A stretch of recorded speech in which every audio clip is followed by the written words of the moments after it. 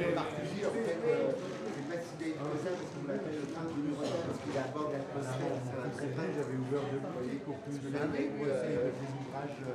Hi, my name is Dan Nadell, and I'm the co-curator of The Underground is Always Outside here at the Outsider Art Fair Paris in 2022. I want to start by giving a little bit of the context of the show. My co-curator, Aileen Kaminsky-Crum, is also one of the artists in the show and a longtime underground cartoonist, one of, if not the most important female underground cartoonist in the history of the medium. This show is ably helped by the Andrew Edlin Gallery, with whom I curated a show on the great underground cartoonist Spain Rodriguez, and co-curated an exhibition on another great underground cartoonist and psychedelic poster artist, Victor Moscoso.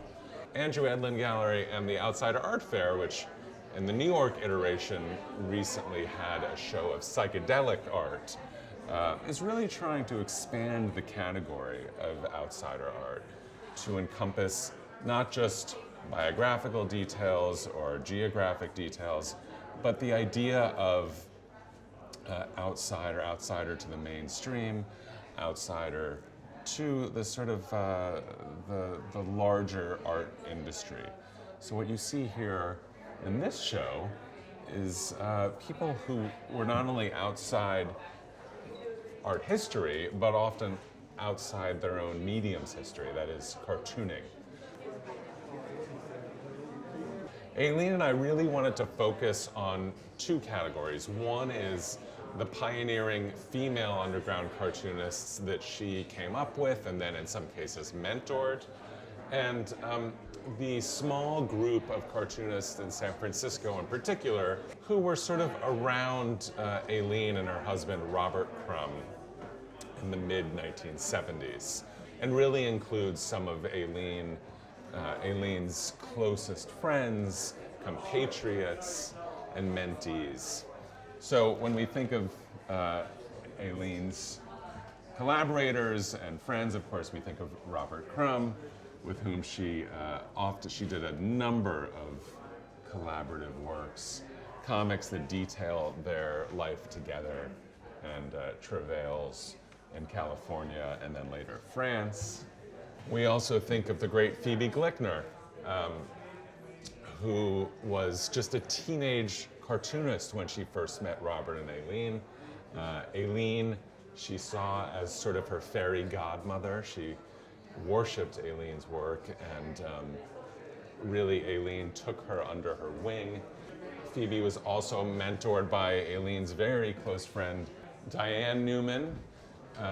Her husband was Bill Griffith, a wonderful cartoonist who excelled at noticing things. He's comics' great noticer of the minutiae of American life. Justin Green here is our sort of patron saint of the exhibition. His Binky Brown series really set the tone for all autobiographical and nonfiction comics moving forward, including Aileen and Robert's.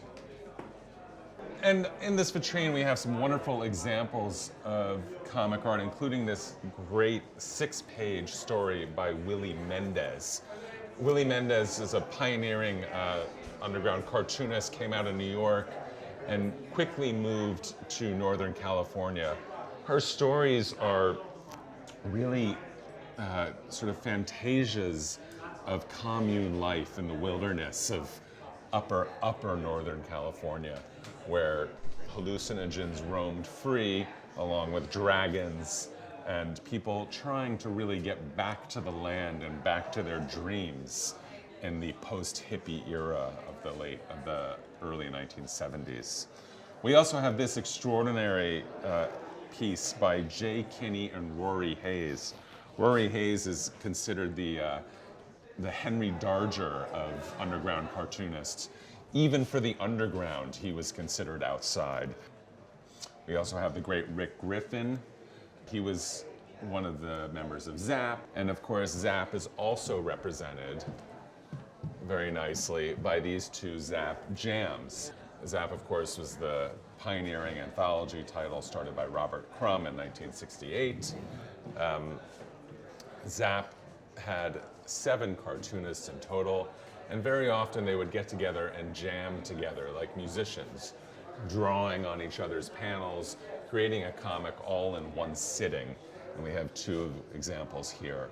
And finally, we have Gilbert Shelton, who was part of the Zap collective. Shelton now lives in Paris, and we have examples of his fabulous Furry Freak Brothers series, the iconic satire of hippie life in California. Oui,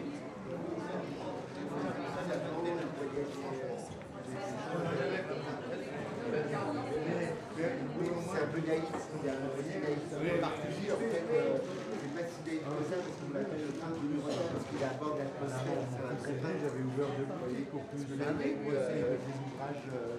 Oui, pour vivre, payer les écoles des autres. Et donc j'avais ouvert pendant 3-4 ans, après de passage, je sais pas, le marché, bref, n'importe. Et donc je retourne au plus de temps en temps, tout à fait, mais pas dans les marchés. Jules Vallée, Voilà, à côté des marchés Jules Vallée. Ah, Jules Vallée, ça a du Non, charme. mais j'étais pas dans Jules Vallée. Ah oui, Juste avant, il y a un passage.